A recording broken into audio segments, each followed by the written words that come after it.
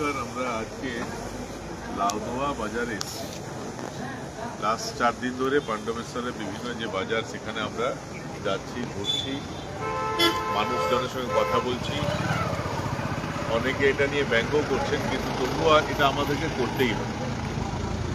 দেখুন, 2011 সালে পশ্চিমবঙ্গে পরিবর্তন হয়েছিল এবং পরিবর্তনের মূল স্লোগান ছিল যে বামফ্রন্ট সরকারকে সরাতে হবে। কিন্তু বামফ্রন্ট সরকার চলে গেলে বাংলা নিয়ে যে নতুন সরকার তৈরি হবে, তার কি পরিকল্পনা, পশ্চিমবঙ্গ কিভাবে এগোবে, বামফ্রন্ট যে সমস্যাগুলো দিয়ে গেছিল পশ্চিমবঙ্গকে, তার সমাধান কীভাবে হবে, তার কিন্তু কোনো আগে থেকে পরিকল্পনা কিন্তু তৃণমূল কংগ্রেস সরকার করে। এবং সে কারণে দেখুন, 15 বছর ক্ষমতায় থাকার পরেও পশ্চিমবঙ্গে যে পরিবর্তন হওয়া উচিত ছিল, মানুষের জীবনে যে পরিবর্তন হওয়া উচিত ছিল, মানুষের দৈনন্দিন যে সমস্যার তার যে সমাধান হওয়া উচিত, সবটাই হয়নি। তাই ভারতীয় জনতা পার্টি যেহেতু 2026-এর এপ্রিল মে মাসে আমরা সরকার গড়তে চলেছি, শুধু সরকার গড়ার জন্য আমরা সরকার কিন্তু গড়ব না। ভারতীয় জনতা পার্টি কিন্তু শুধুমাত্র পশ্চিমবঙ্গে সরকার গড়ার জন্য সরকার করছে। পশ্চিমবঙ্গে সরকার গড়ার পর পশ্চিমবঙ্গের মানুষ কি চাইছে, বিভিন্ন অঞ্চলে মানুষ কি চাইছে, বিভিন্ন অঞ্চলের মানুষের ব্যক্তিগত জীবনের কি সমস্যা, সামাজিক কি সমস্যা, সমাজ পরিবর্তনের জন্য কি কি করা উচিত, সবটাই একটা আগাম আমরা ইনফরমেশন গ্যাদার করছি। এবং পাণ্ডবেশ্বর বিধানসভাতেও আমরা বিভিন্ন জায়গায় ঘুরছি, বিভিন্ন মার্কেটে যাচ্ছি, বিভিন্ন লোকজনের সঙ্গে কথা বলছি এবং কথা বলার মাধ্যমে আমরা জানতে চাইছি যে এখানকার মানুষের জীবনে মূল সমস্যা কী। যদি আমরা সমস্যা না জানি, তাহলে ক্ষমতায় আসার পরেও সমাধান কিন্তু অধরা রয়ে যাবে। শুধু ক্ষমতায় আসার জন্য ক্ষমতা হয়, যেটা তৃণমূল কংগ্রেস ক্ষেত্রে হয়েছে।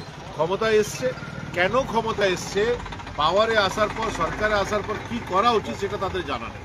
এবং জানা নেই বলে বুঝেছে যে ক্ষমতায় এসছি, সবাই নিজের ভালো করতে হবে, নেতারা নিজের ভালো করবেন, কেউ অর্থ রোজগার করবেন, কেউ গাড়ি করবেন, কেউ বাড়ি করবেন, এসবে তারা ব্যস্ত রয়ে গেলেন।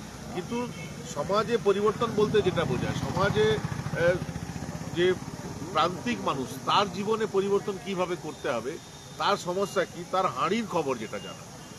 একটা লোক, গরিব মানুষ ঘুম থেকে ওঠার পর তার লাইফ কিভাবে কাটছে, সে কিভাবে নিজের জীবন চালাচ্ছে, সেটা যদি আমরা না বুঝি, তাহলে সে সমস্যার সমাধানে পরিকল্পনা ঠিকভাবে হবে না।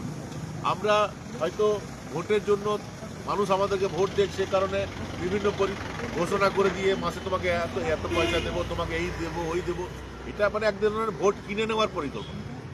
মানুষকে অর্থ দিতে অসুবিধা নেই, এবং বিজেপিও বলেছে এত দিদি, আমাদের ভারতীয় জনতা পার্টি সরকারও বলেছে, মোদিজি যে বলেছেন যে প্রত্যেক গরিব মানুষকে, মায়েদের, বোনেদেরকে 1 জুন থেকে 3,000 টাকা দেওয়া হবে। কিন্তু 3,000 টাকা দিয়ে দিলেই তার সমস্যা সমাধান হয়ে তা না। 3,000 টাকা দিলে হয়তো তার ভাতের ব্যবস্থা হবে, ফ্রিতে মোদিজি রেশন দিচ্ছেন, হয়তো ভাতের ব্যবস্থাটা হবে। কিন্তু ভাতের ব্যবস্থা হলে মানুষ শুধু ফেন ভাত খেয়ে সারা জীবন পার করে দেবে, তা তো হতে পারে না। তারপরে তার জীবনে আর কি সমস্যা আছে, শরীর খারাপ হলে তাকে কি করতে হয়, তার ছেলে মেয়ে যদি স্কুলে যখন যাওয়ার সময় হয়, তখন তাকে কি করতে হয়, তার তো পরিকল্পনা করতে হবে। এবং এই পরিকল্পনা, একই পরিকল্পনা করে সারা রাজ্যকে চালানো যাবে না। বিভিন্ন অঞ্চলে আলাদা আলাদা রকম ভৌগোলিক অবস্থান আছে, আলাদা আলাদা চিন্তাধারা আছে, মানুষের জীবনের মান বলুন, সেটাও বিভিন্ন জায়গায় আলাদা আলাদা আছে। তো সমস্ত মানুষ যে যেখানে থাকেন, তার জীবনের মানের পর্যালোচনা করে, তার সমস্যার জেনে সে সমস্যার সমাধানের জন্য কি করা উচিত, সেটা আগাম পরিকল্পনা বিজেপি করছে। এবং এই পরিকল্পনার অঙ্গ হিসাবে ডাটা কালেকশনের জন্য, মানুষের মন বোঝার জন্য বিভিন্ন মার্কেটে আমরা ঘুরছি। আমরা এই লাউদোয়া মার্কেটে এসেছি। লাউদোয়া মার্কেটে দেখুন যে দোকান আছে, প্রচুর দোকান আছে। সকাল থেকে মানুষজন এখানে সবজি বাজার নিয়ে, আরও যা যা মানুষের প্রয়োজন জিনিস, সেটা নিয়ে বসে। এবার যদি কেউ ওই মার্কেটটা ঘোরে এবং মার্কেটে কি কি বিক্রি হচ্ছে সেটা যদি দেখে, তো সেটা দেখে সে বুঝতে পারবে এমন জিনিসই এখানে বিক্রি হয় যেটা এখানে এই অঞ্চলে মানুষ কেনেন।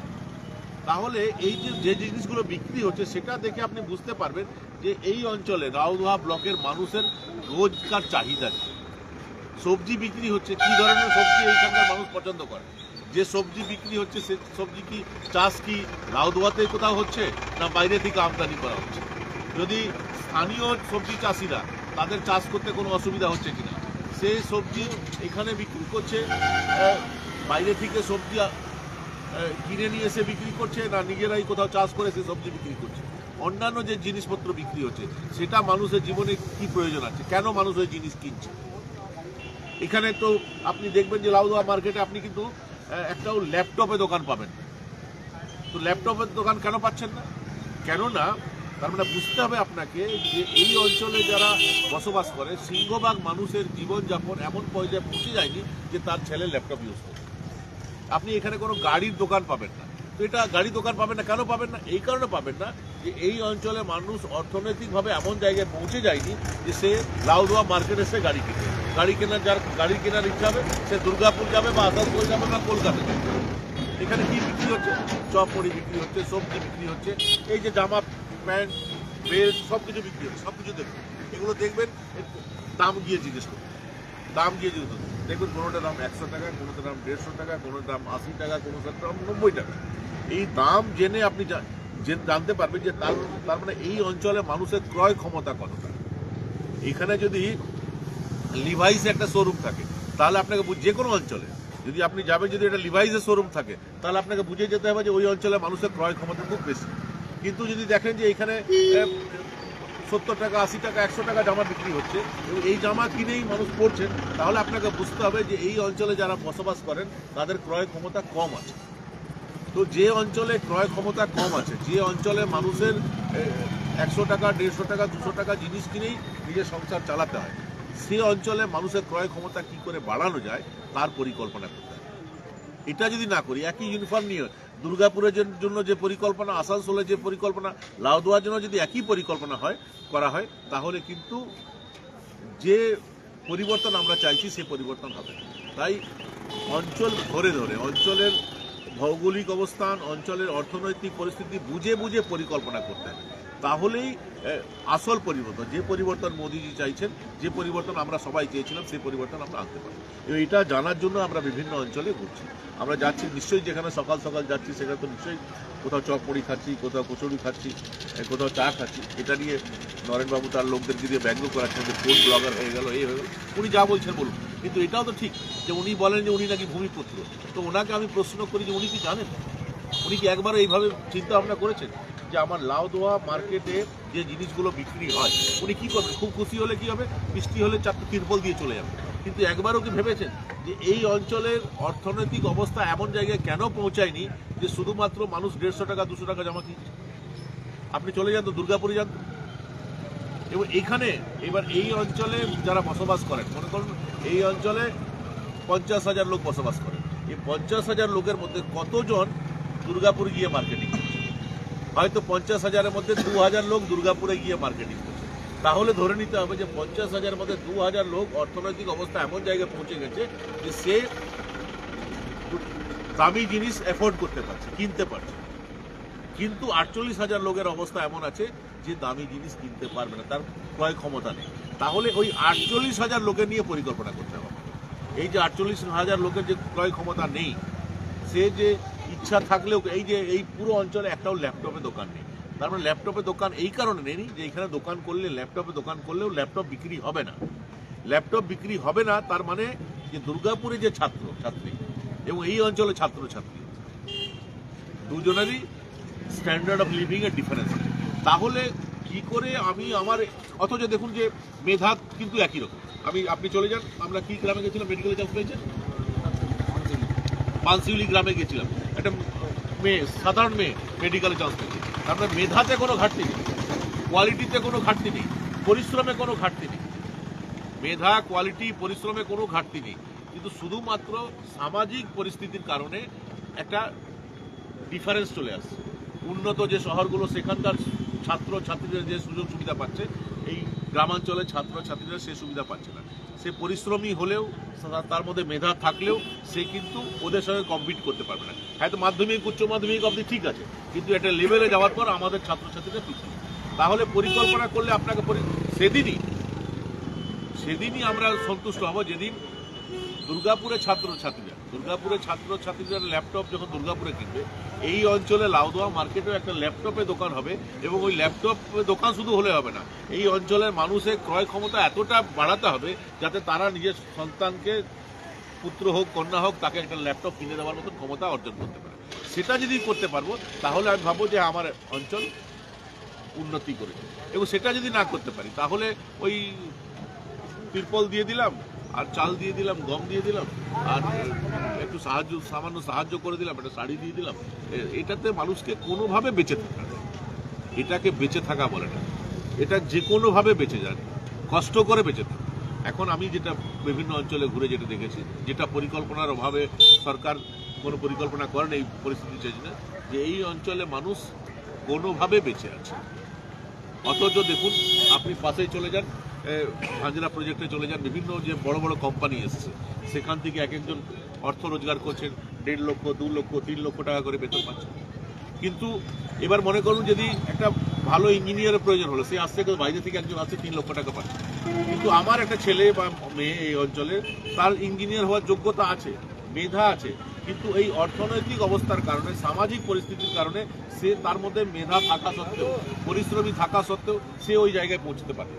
সে ওই 3 লক্ষ টাকাটা রোজগার করতে পারে না, তাকে 12,000, 15,000, 18,000 টাকাটা রোজগার করতে পারে। তাহলে পরিকল্পনা করতে গেলে রাজনৈতিক দলের কি কাজ, যে অঞ্চলের আপনি বসবাস করছেন সে অঞ্চলে মানুষের জীবনের মান কি করে চেঞ্জ করা যাবে তার জন্য পরিকল্পনা। সেই কারণে আমরা করছি যে আমরা বোঝার, যদি আমরা নিজেরাই না বুঝি।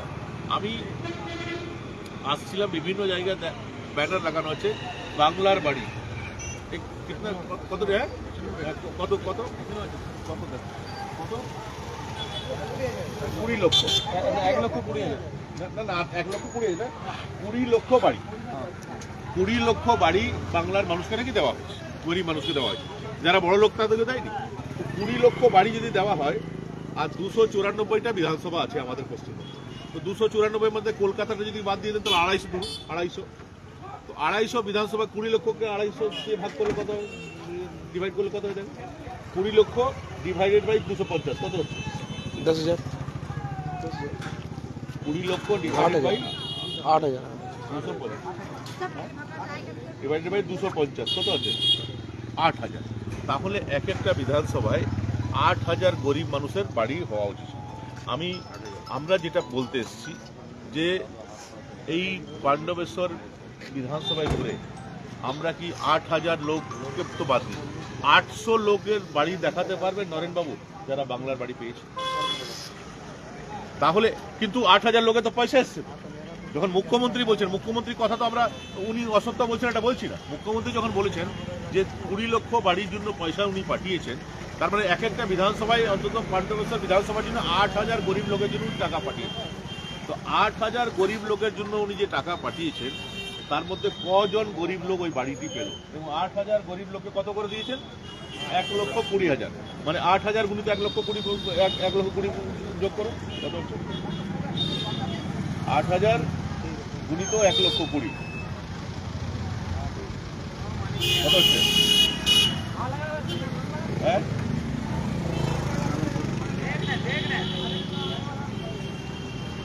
96 কোটি টাকা। তার মানে শুধু পাণ্ডবেশ্বর বিধানসভায় গরিব মানুষকে ঘরের জন্য, কেন্দ্রীয় সরকারের প্রধানমন্ত্রী আবাস যোজনা ছেড়ে দিন, গরিব মানুষকে ঘরের জন্য মুখ্যমন্ত্রী বলছেন যে 96 কোটি টাকা দিয়েছি। এবার আজকে বিরোধী রাজনৈতিক দলের কর্মী হিসাবে আমরা কি শাসক দলের নেতাদেরকে জিজ্ঞেস করবো না যে পাণ্ডবেশ্বরে যে 96 কোটি টাকা এলো গরিব মানুষকে ঘর দেওয়ার জন্য, বাংলার বাড়িতে 96 কোটি টাকা যেটা এলো, সে টাকা কোথায় গেল, কার কার অ্যাকাউন্টে গেছে, যারা পেয়েছে তাদের নাম, তাদের তালিকা তো প্রকাশ করা উচিত। এবং সেটা যদি না করতে পারেন তাহলে এটা ধরে নিতে হবে যেটা দুর্নীতি হয়েছে। এই 96 কোটি টাকা, আমি তো প্রচুর জায়গা ঘুরলাম, সমস্ত জায়গায় এটা বলছি দেখুন আমার ছাদ ভাঙা আছে, পাইনি, পয়সা পাইনি, এই পাইনি। প্রধানমন্ত্রী আবাস যোজনা তো ছেড়ে দেন, বাংলার বাড়ি যে 96 কোটি টাকা পাণ্ডবেশ্বরের জন্য এসছে, সে টাকা কোথায় গেল? কেন এটা আমরা হিসাব চাইতে পারবো না? কেন এটা জিজ্ঞেস করবো না? এটাই তো বিরোধী রাজনৈতিক দলের তো এটাই কাজ। এবং এই প্রশ্ন যখন আমরা করছি তখন তৃণমূল কংগ্রেসের নেতাদের নরেনবাবু খুব খারাপ লাগছে, তিনি বলছেন যে ছোট্টখাটো জিনিস দেখাচ্ছে। আচ্ছা বলুন, যে পাণ্ডবেশ্বরে গরিব মানুষের জন্য 96 কোটি টাকা এলো, এই 96 কোটি টাকা কোনো হিসাব নেই, কাকে আপনি দিলেন, কিভাবে দিলেন? গরিব লোক তো গরিবই রয়ে গেল, তাদের বাড়ি তো হলো না, তাদের পাকা বাড়ি তো হলো না। এই 96 কোটি টাকা কার পকেটে গেল? অথচ উল্টোটা দেখুন, তৃণমূল কংগ্রেসের নেতাদেরকে দেখুন, তাদের ঘরের সামনে একতলা দালান ছিল তো দুতলা দালান হয়ে গেছে। আগে ছোট গাড়িতে চাপতো, এখন বড় গাড়িতে চাপছে। তাদের জীবনের মান উন্নয়ন হয়েছে। তাহলে কি আমরা এটা ধরে নেবো না যে 96 কোটি টাকা যেটা গরিব মানুষের জন্য এসেছিল সেটা তৃণমূল কংগ্রেস নেতারা নিজেদের ভাগ করে নিয়েছে? যদি না ভাগ করেছেন তাহলে হিসাব দিন, নরেনবাবু হিসাব দিন যে 96 কোটি টাকা কার পকেটে গেল। এই জিনিসগুলো আমরা বিভিন্ন অঞ্চলে যাচ্ছি, তুলে ধরছি, সেই কারণে ওনাদের এত রাগ। কিন্তু আমরা প্রশ্ন করব, কেননা এই অঞ্চলের মানুষ, পাণ্ডবেশ্বরের মানুষ বিরোধী রাজনৈতিক দল হিসেবে প্রশ্ন করার অধিকারটাই আমাদেরকে দিয়েছে। সমস্যা সমাধানের দায় দায়িত্ব শাসক দলের, এবং গণতান্ত্রিক ব্যবস্থায় প্রশ্ন করার, মানুষের প্রশ্ন তুলে ধরার দায় দায়িত্ব আমাদের। এবং মানুষের এই এই কারো দোকান হলে লাগাস, ওটা কারো দোকান বটে কেন লাগাবে? আরে যার দোকান বটে কেন লাগাবি? এদিকে আয় না। যেটা বলছিলাম যে মানুষ আমাদেরকে এই অধিকারই দিয়েছে যে মানুষের হয়ে প্রশ্ন করে এবং মানুষের হয়ে প্রশ্ন করছে। এবং যেহেতু আমরা যে প্রশ্নগুলো করছি তার জবাব ওনারা দিতে পারছেন না। আমরা আমাদের আজকের প্রশ্ন, আজ কত তারিখ? 26 তারিখ। এই 26শে ফেব্রুয়ারি পাণ্ডবেশ্বর বিজেপির প্রশ্ন নারায়ণ বাবুর কাছে যে আপনাদের এই যে পোস্টার অনুযায়ী, দেখি না পোস্টার,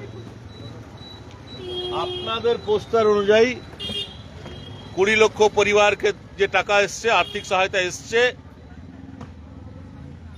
দেখছেন তো?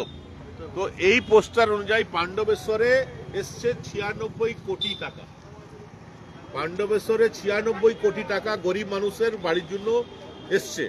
আমরা আজকের দিনে, আজ 26 তারিখ, আমরা নরেন বাবুকে প্রশ্ন করি, আরো অনেক কিছু আপনি বলবেন, আমাদেরকে যা বলার বলুন, আপনার যাকে দিয়ে যা বলাবেন বলুন, কিন্তু এই প্রশ্নটা এড়িয়ে যাবেন না যে গরিব মানুষের জন্য যে 96 কোটি টাকা আপনার, আমাদের মুখ্যমন্ত্রী মমতা বন্দ্যোপাধ্যায়, উনি যে দলই করুন, উনি মুখ্যমন্ত্রী তো আমারও মুখ্যমন্ত্রী, মমতা বন্দ্যোপাধ্যায় যেটা ঘোষণা করেছেন যে গরিব মানুষের জন্য 96 কোটি টাকা যেটা পাঠিয়েছেন, সেটা জবাব আপনাকে দিতে হবে। সেটার জবাব আপনাকে, গাড়িটা সরিয়ে দেন ভাই, 96 কোটি টাকা হিসাব আপনাকে দিতে হবে। সেই হিসাব যদি না দিতে পারেন তাহলে ধরে নিতে হবে যে 96 কোটি টাকা নিয়ে আপনি স্বজন পোষণ করেছেন। এবং প্রত্যেক দিন, শুধু আজকে না, প্রত্যেক দিন এই ধরনের প্রশ্ন আমরা করব, কেননা মানুষ এই প্রশ্নগুলো করার জন্যই আমাদেরকে অধিকার দিয়েছে। এবং আপনার কাজ হলো মানুষের সমস্যার সমাধান করা, আমাদের কাজ হলো যে মানুষের প্রশ্ন, মানুষের মনে যে জিজ্ঞাসা, মানুষের সমস্যার কথা তুলে ধরা, সেই কাজ আমরা করছি। ধন্যবাদ।